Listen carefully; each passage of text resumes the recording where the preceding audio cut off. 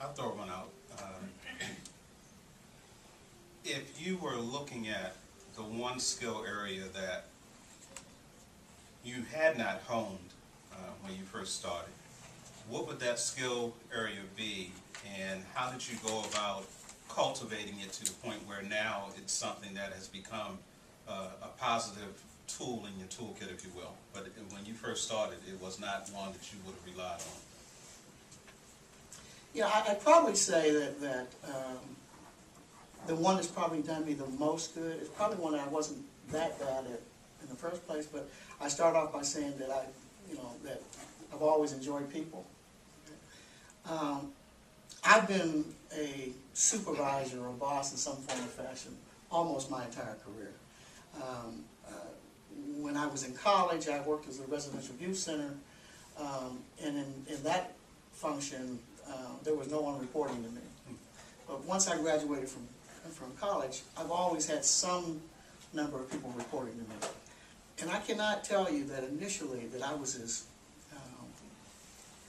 thoughtful or as good as I would like to say to you today that I was, but I really wasn't. I mean, I was hard charging. I had some crazy aspiration to be the first of something that I was chasing. And I think during the course of that time, I wasn't nearly as sensitive to other people's needs as I needed to be. Fortunately, I got a chance to stay in this business long enough to recognize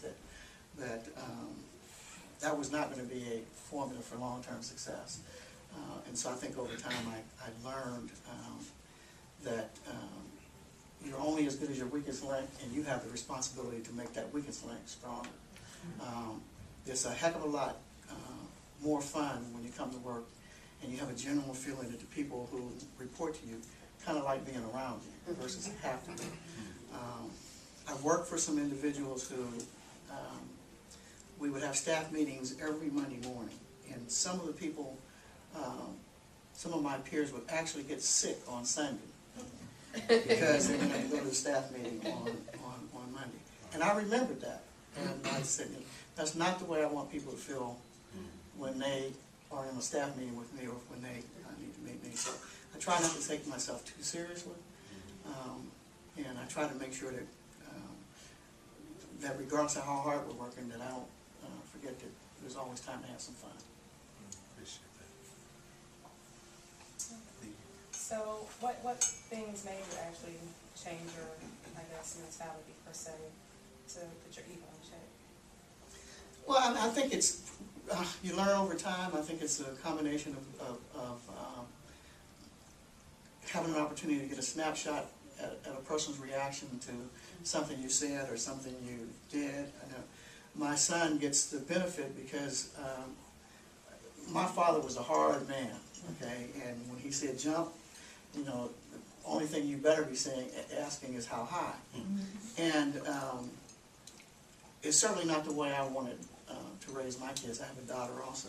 And I can remember a day where I was calling my son because I wanted to point something out to him, something I saw or heard, nothing dramatic. But his reaction to me calling his name kind of quickly stuck with me.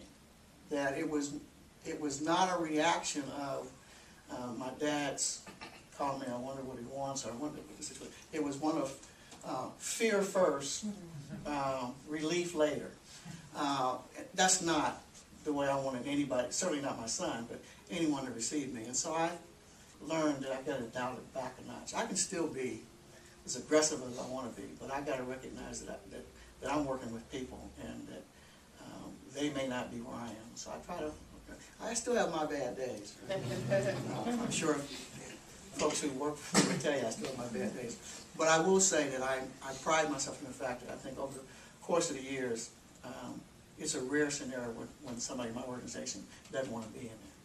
And so but it wasn't one, it was a recognition of how I saw some people react to me over various situations.